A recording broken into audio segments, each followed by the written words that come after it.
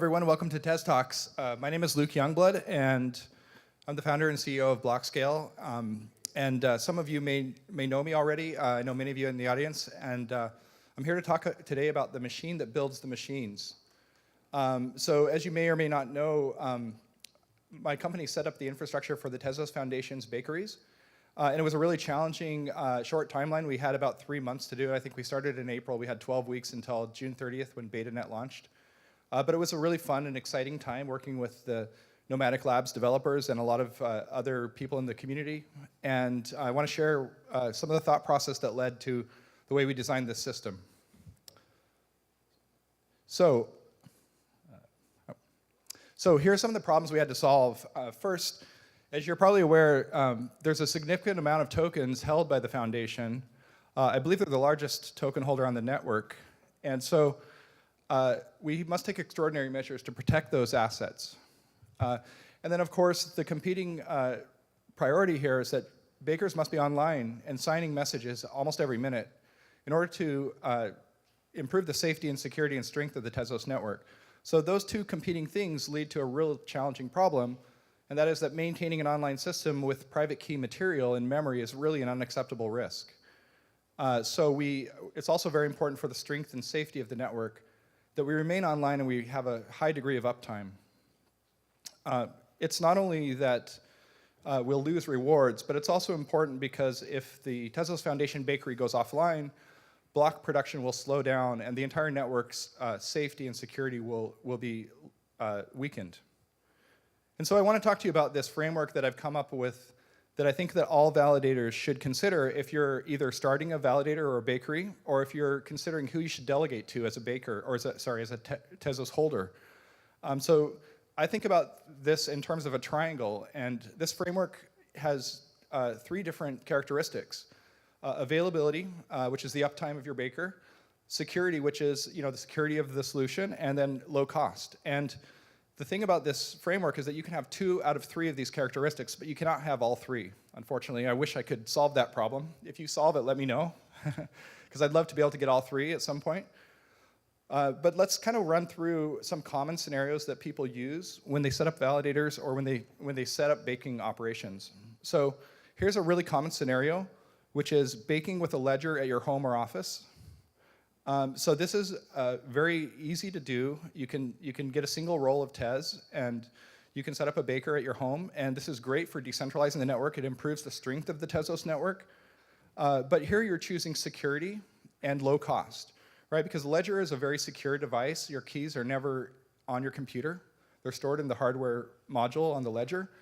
And it's also low cost because you can probably find an old computer at your house that can run the Tezos software. It's not a very powerful system requirement. But you're going to sacrifice availability because your home internet connection is not as reliable as a data center with multiple internet connections. And also, you might not have redundant power generators like a data center does. So you're sacrificing availability in this scenario. Another common scenario is baking in the cloud without hardware security modules. So this will give you better availability in that cloud and other data centers tend to have reliable, redundant internet connections. They have backup power generators. It can also be very low cost. But you're sacrificing security because if your baker is compromised, you have private keys in memory, and so you're risking your bond pool by designing a solution like this. And the last approach is what we took for the Tezos Foundation, which is to bake with hardware security modules in the cloud. So this requires a little bit more funding, but it gives you higher availability and higher security. And so let me just talk through some of the design principles that we came up with as we were designing the Tezos Foundation baking infrastructure. So these are best practices that come from information security. So you may have seen these before, and these are commonly used practices across Finance 1.0. So traditional banks that have to deal with large amounts of capital have to implement a lot of these controls, but these same principles can apply to Finance 2.0 as well, to crypto. And so the first principle is the separation of roles and responsibilities. And the idea here is that software engineers that are creating the code that stand up the bakers should not have access to the private key material. Private key material should be generated through a ceremony by cryptographic officers, and they should not have the ability to modify the software that signs messages with that private key material. And then likewise, the crypto users or the bakers themselves, which actually a system user, perform the baking function, and they don't have the ability to modify the software or access private key material. So this is a common InfoSec practice of separation of roles and responsibilities so that a single bad actor cannot compromise the strength or safety or security of the system. The next principle is the principle of least privilege. And this is simply that people and systems should not have more permissions than they need to do their job, right? And so the design implication here is that we established a quorum of cryptographic officers at the Tezos Foundation that participated in a key generation ceremony. And that was a ceremony that took place in Paris before the launch of BetaNet. We had video cameras, we had witnesses, and no one was able to ever have knowledge of the private key material that is used by the Tezos Foundation bakeries. And then next is the principle of network and account isolation boundaries. So an interesting fact that you may or may not know is that the Tezos Foundation actually has 33 AWS accounts, which sounds like a lot. But the reason for that is that they have 8 bakers. Those 8 bakers are running in 4 different regions geographically, so in Ireland, Frankfurt, Singapore, and Japan. And so the idea is that a compromise of any one of those bakers' accounts will not lead to a compromise of the other 7.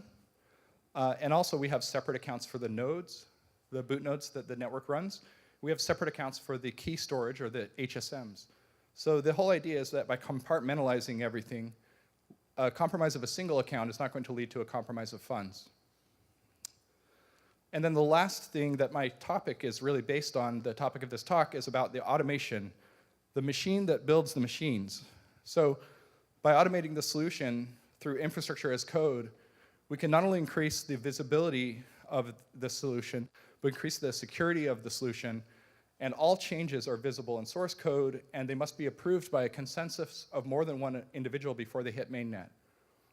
And so this is really, this is really inspired by something I thought about quite a bit over the last couple of years, and I've learned through watching large tech companies like Apple and Tesla as they design their supply chain and their factories that manufacture iPhones and cars and things like that.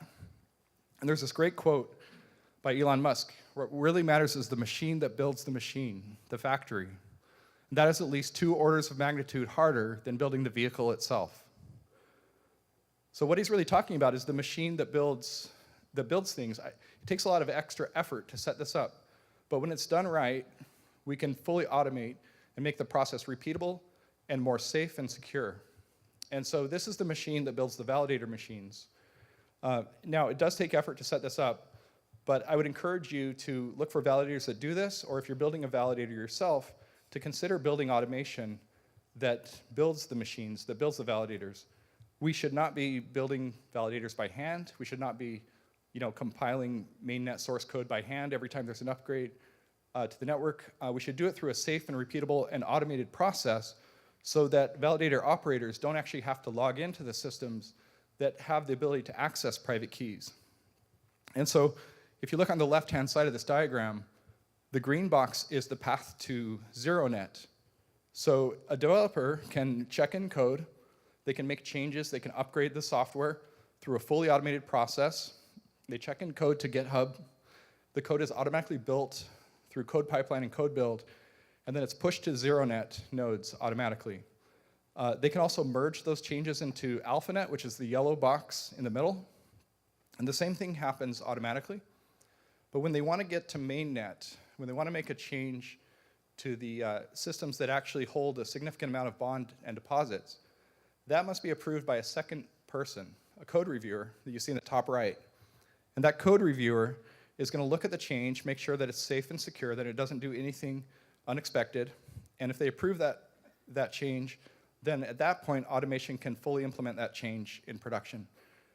And this not only makes your systems more safe and secure, but it makes them more repeatable, reliable, and consistent. Every car that comes off the Tesla manufacturing line is pretty much the same. If they were building them by hand, that would not be the case. So this is a powerful pattern, and you don't have to use the same tools that I use. You can use other tools like Ansible and Terraform, CloudFormation if you're in AWS. But I would highly encourage you to automate your bakery and build a machine that can build the machines. It'll take more effort up front, but it'll save you a lot of work in the long run. Like an example of that is in December there was a problem in the network where all of the nodes started to run out of storage because of configuration problem in the source code. And we were able to push the change to over 30 boot nodes, the emergency fix to over 30 boot nodes, 8 baker nodes in a matter of just hours. And I could not have done that if I was manually logging in and compiling source on all of those bakers and all of those nodes. So think about automation because it'll make your operations much easier to operate, much more reliable and safe and secure. And then I wanted to share with you a little bit about the node architecture that we've implemented. So there are boot nodes in 5 AWS regions: US West Coast, Ireland, Frankfurt, Singapore, and Japan. And you can connect to those through an API gateway that we maintain for the Tezos Foundation. So this is a free service that the Tezos Foundation offers to the community. It's being used by wallets such as the Cryptonomic Galleon wallet and the Ledger wallets. It's also being used by the Kiln baking monitoring solution and some of the other solutions in the ecosystem. And the benefit to this is that a developer that wants to build smart contracts on Tezos, they want to build Michelson, they can do that without even standing up a node. So you can connect to these RPC endpoints you see on the screen here. We've got them from mainnet, ZeroNet, and AlphaNet. They're highly reliable. Unless all 5 AWS regions go down, they'll never be offline. And so I'd encourage you to use this as a tool if you're a developer interested in building smart contracts on Tezos. And then lastly, I want to share with you the baking architecture itself and just kind of walk through it at a high level. So on the right-hand side of this diagram, you see the internet and then AWS Shield, which is a DDoS protection service. So I believe we may be one of the only blockchain networks that has DDoS protection. So this makes the boot nodes very reliable and safe from bad actors. And then we also have Amazon Guard Duty, which is an intrusion detection and prevention service. And all the changes to infrastructure are logged in CloudTrail. Then what connects to the internet and to the blockchain network are the secure relays, or some people call these front nodes or edge nodes. These connect out to the internet, and they run in a separate account. They are peered with a private network to the validators that run in secure baking accounts. And then from there, the bakers talk to the key storage account over a private link, and that's where the cloud HSMs reside. So this is just representing the Ireland region, but there are also 3 other regions in Frankfurt, Singapore, and Japan that look exactly like this. And so with that, I just wanted to share this with you and give you a little insight into some of the design approach and principles we used when we designed the Tezos Foundation bakeries. And I would encourage you that if you're looking at setting up one yourself, you take into account some of these principles, or if you're evaluating bakers to delegate to, ask them some questions about how they're set up, and learn what changes they've made or what compromises they've made on that framework, that triangle that I showed earlier. So thank you very much, and I hope everyone has a great day.